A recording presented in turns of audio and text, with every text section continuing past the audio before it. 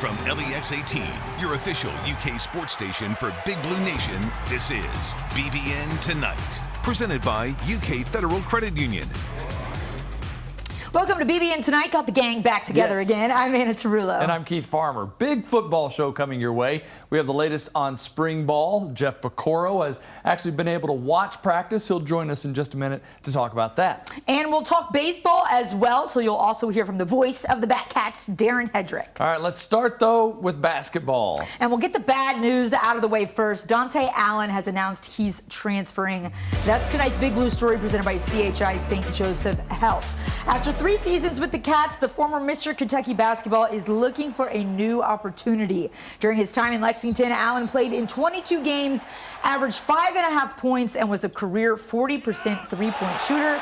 This season, he was 30% from the floor and 19% from deep. Yeah, let's move now quickly from that to football. Today was practice number 5 for the spring season. Remember, they only get 12 total, plus Pro Day and the Blue-White spring game. Now, Mark Stoops took to the podium this morning to give us an update on how things are going so far, and unfortunately, he did confirm the season-ending injury for Vito Tisdale. Definitely on the more severe side. It is something that we anticipate. Unfortunately, he will be out for the season. So we're just thinking about Vito right now, trying to get him, get the injury calmed down, get the swelling out of his body, and then we will do the surgery. It's definitely, a big loss for our team and especially for Vito because he's a very good and very active football player.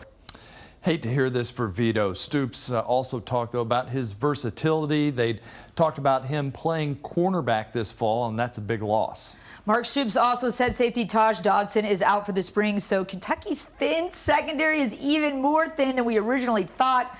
Stoops added he hopes some of the guys in the transfer portal see the situation and recognize the need and the opportunity to play. Second-year transfer linebacker Jacquez Jones says this is the place to have success if you're looking for a new team.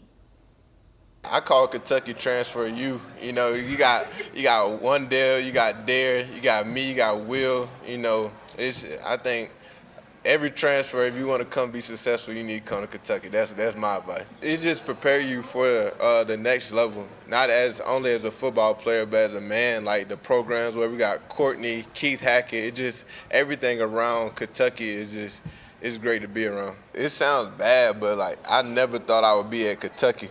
You know what I'm saying? Like I didn't know nothing about Kentucky, and I just ended up here. You know, glory be to God, I ended up here. But I wasn't a Kentucky fan growing up. I ain't watched Kentucky, and now I'm a Kentucky fan for life now. Ringing endorsement right there. All right, it might seem like Kentucky has a big hole to dig itself out of, but remember, Jones didn't show up until last summer. Neither did Will Levis, and both of those additions worked out really well for Kentucky. Still, 163 days to get things figured out before first kickoff. That's the beauty of spring. It's not 4th and 1. So if you have to put a guy maybe a little bit, for a rep or two out of position, it's good for him, and he gets to feel, oh, wow, the guy that actually plays here, this is a tough job if the guy in front of me doesn't do it right, or if this, and they gain an awareness of the entire structure and how it all pieces together. So, no, that's why you do it. It's no different than the bowl game, huh? I mean, he's right. The defense did get it done against Iowa with a lot of key pieces missing, Keith. And it's still so early. Jeff Piecoro has been one of the lucky few to be in these early practices, and I caught up with him today after the practice. All right, Pick, you've been in spring practice. Tell us, just in a broad sense, what you're seeing out of this team so far. I think you're seeing a lot of leadership out there by a lot of the older guys, and that's exactly what you need in spring, because you're down a little bit because you don't have the freshmen in yet. So it's a small group of guys, and this is where you get all your work done. It really is. This is where you can really make great strides leading into the fall. This is where you can catch the coach's eye, so to speak. Isn't the leadership something that kind of builds the program? Like we've seen guys kind of take that next step each year. Yeah, and it's great that you have a guy like Will Levis on the offensive side because he's such a leader. I mean, you watch him, and it's like the Pied Piper, man. Everybody just follows whatever he does. And in practice, if he needs it, he'll clap his hands, and the guys respond. And that's what you need. And then on the defensive side, it's interesting because you've got one of the young guys who's actually injured and has to wear the red shirt out there, and that's Oxendine. Yeah. And Octavius is that guy on the sideline that's going crazy when the defense makes any kind of a play, an interception, or they get a big hit, or somebody makes a sack where they touch the quarterback. He just goes crazy, and that's the enthusiasm you need in spring because you don't have a whole lot to look forward to. You get the spring game, but you're not playing Georgia, you're not playing Florida, you're playing against the other guys. Now it was interesting when we played. The winner of that game got steak, and the losers got beans and franks. Okay. So beanies and weenies against steak. So you wanted to win, that's for sure. All right, so let's break on down on each side. Sure. And offensively, I mean, you got a lot of the key parts back, but they got this kind of new, similar offense. How similar does it look to you? Very similar. Okay. And when you see number 9, you'll think number 1. It's the same name on the back, but Robinson is the real deal that came over from Virginia Tech. Yeah. Tavion he's got great hands. I love the way he runs out of his cuts. He's a lot like Wandell. They're doing a lot of the same things. And it's interesting. A lot of people have talked to him and said, have you studied the San Francisco offense or anything like that? Because I studied Deebo Samuel. So he's that kind of a player. He really is. He's just a little bit bigger version of Wandell. But man, he's really good. I really like him. But the thing is, I'm still seeing is that offensive line. I think that's what needs to gel.